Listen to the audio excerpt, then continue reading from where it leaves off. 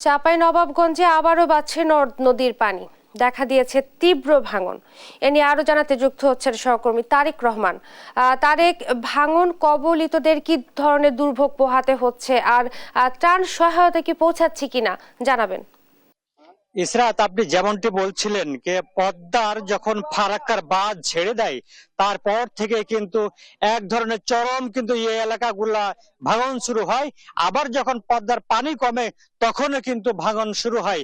এখন কিন্তু চরম ভাবে পদ্মার বিশেষ করে এই বগলাউড়ি ঘাট, পাকা, নারায়ণপুর বেশ কিছু ইউনিয়ন কিন্তু নদী গর্ভে বিলীন হচ্ছে।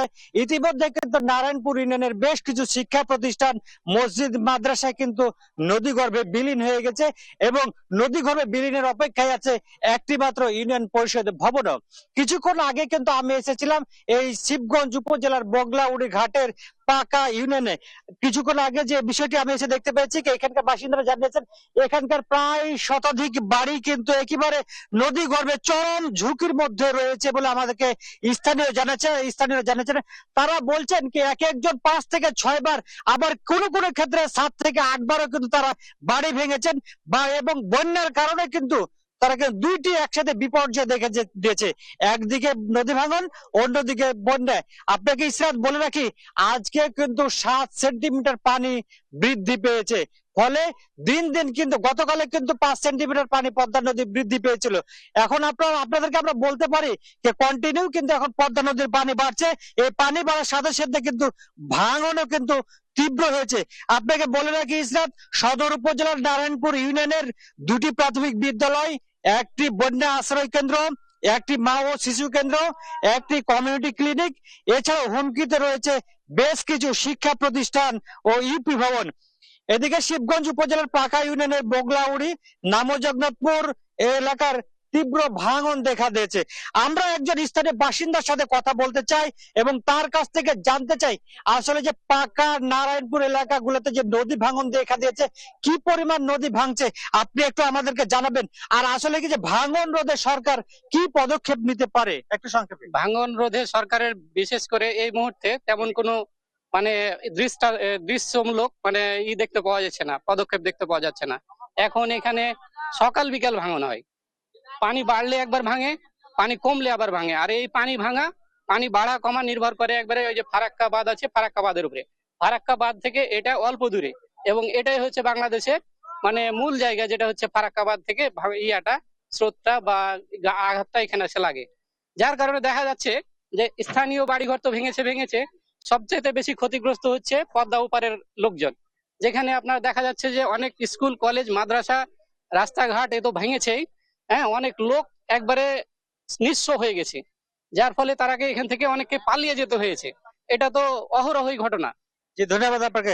ইসরাত, আপনি শুনছিলেন কি স্থানীয় একজন বাসিন্দা যে বিষয়টি জানিয়েছেন কি যে এই যে ফারাক্কা বাঁধ, এখান থেকে মোটামুটি 15 কিলোমিটার দূরে আমার পিছনে কিন্তু ফারাক্কা বাঁধ। এই ফারাক্কা বাঁধ যখন খুলে তখন এক সময় নদী ভাঙন দেখা দেয় এবং যখন পানি কমে তখনই কিন্তু নদী ভাঙন দেখা যায়। স্থানীয় কৃষকরা আমাকে বলছিলেন কি আমাদের যখন অর্থাৎ এই চরাঞ্চলবাসীর যখন বাংলাদেশের মানুষজনের যখন পানির দরকার হয় না, তখন কিন্তু তারা হুট করে পানি ছেড়ে কিন্তু এই অঞ্চলগুলোকে ডুবিয়ে দেয়। আবার যখন পানির দরকার হয় তখন কিন্তু তারা পানি পায় না। কিছুক্ষণ আগে আমার সাথে কথা হয়েছিল পানি উন্নয়ন বোর্ডের নির্বাহী কর্মকর্তার সাথে। তিনি আমাকে জানিয়েছেন যে এই যে নদীর যে ভাঙন হচ্ছে বামতির বা শিবগঞ্জ এবং সদর উপজেলার, এই ভাঙন রোধে তারা কিন্তু উচ্চ পর্যায়ে যে কমিটি আছে বা তাদের যে সংশ্লিষ্ট দপ্তর আছে সে দপ্তরের বিষয়গুলি জানিয়েছেন।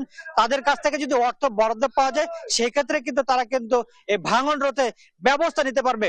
ইসরাত, আপনাকে আরেকটু বলি কি যে আমি যে জায়গাটাতে দাঁড়িয়ে আছি, এই জায়গাটি কিন্তু কিছুদিন আগে ভেঙেছে এবং এই এলাকাটা দিয়েও কিন্তু আসছিলাম, দেখেছিলাম কি অসংখ্য মানুষ কিন্তু পদ্মা যে চরাঞ্চলে যারা বাসিন্দা আছে তারা কিন্তু গরু, ছাগল, হাঁস, মুরগি এবং তাদের যে সম্পদ আছে নদী ভাঙন থেকে রক্ষা করতে এবং বন্যার হাত থেকে রক্ষা করতে সেসব সম্পদ নিয়েও কিন্তু তারা কিন্তু এই এলাকাতে আশ্রয় নিয়েছে।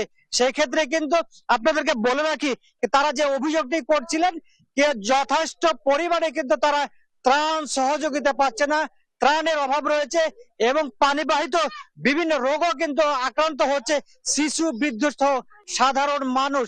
এই মুহূর্তে আমরা একটু বলতে পারি এই যে চাঁপাইনবাবগঞ্জে যে পানিবন্দী হাজার হাজার মানুষ পানিবন্দী রয়েছে তাদের পাশে দাঁড়ানো উচিত বলে স্থানীয় ভুক্তভোগীরা জানিয়েছেন।